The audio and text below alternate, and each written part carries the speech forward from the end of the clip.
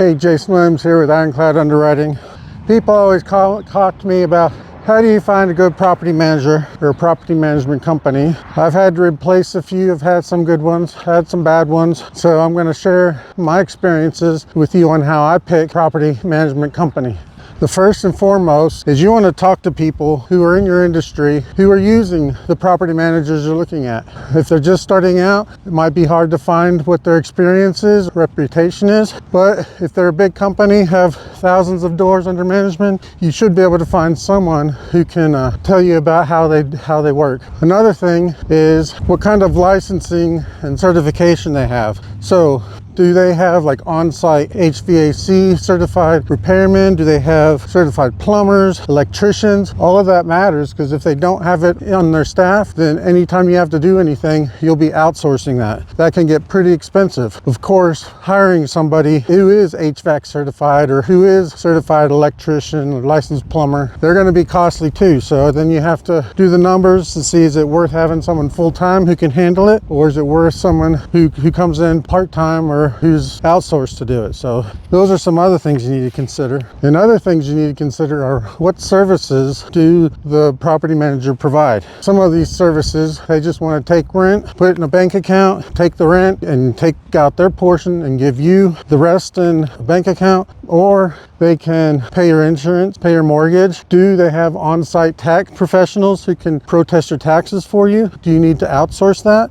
So there's lots of services you may or may not need. So you need to weigh the differences and figure out what best suits your needs. Another thing is property managers don't do this for free. So you need to figure out what their fee structure is, what the comparable fee structure is for other property managers in your area. If they're reasonable or if they're expensive. Yeah, they might have like a 3.5% property management fee if you're like large multifamily, or if you're looking at single families, you're probably looking at 10%. But is that gross potential rent, or is that all gross revenues collected? You need to figure out what they base their percentage on, because that has a big bearing on how much you owe them. And another thing is, what about some costs? There are costs above and beyond the property management fee, and are those worth it? Are they expensive? Do some property managements may nickel and dime you so that your fees or your property management fee is small, but they collect it, and their general admin fee, application fee, a lot of the fees you can't pass on to your residents. So a lot of times they'll collect it one way or the other, so you have to watch out for that. One big one is resident screening. Do they do background check? Do they do a credit history? Do they do a rental history? Do they have evictions? All this can be found out with a good property management company.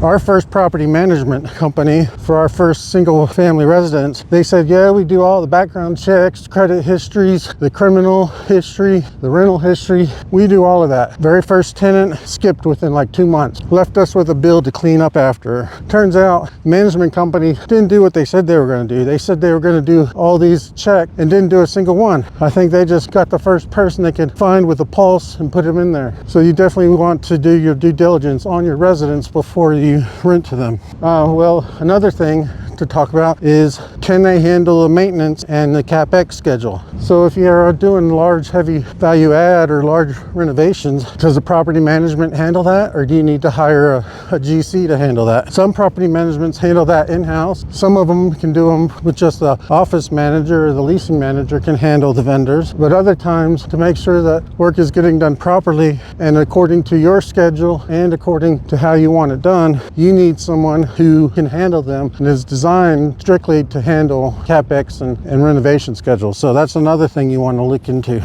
But the biggest thing you need to do when finding a property management is find out how they are on communication and transparency. Communication is key with everything else business related. You can't set expectations and hope they follow them without you actually explicitly telling them what they need to do. A lot of stuff gets lost in the nuance. So you need to be explicit in what you want. They need to be explicit in what they do. And then you need to come to a mutual understanding on how to run your property. After all, it is your property.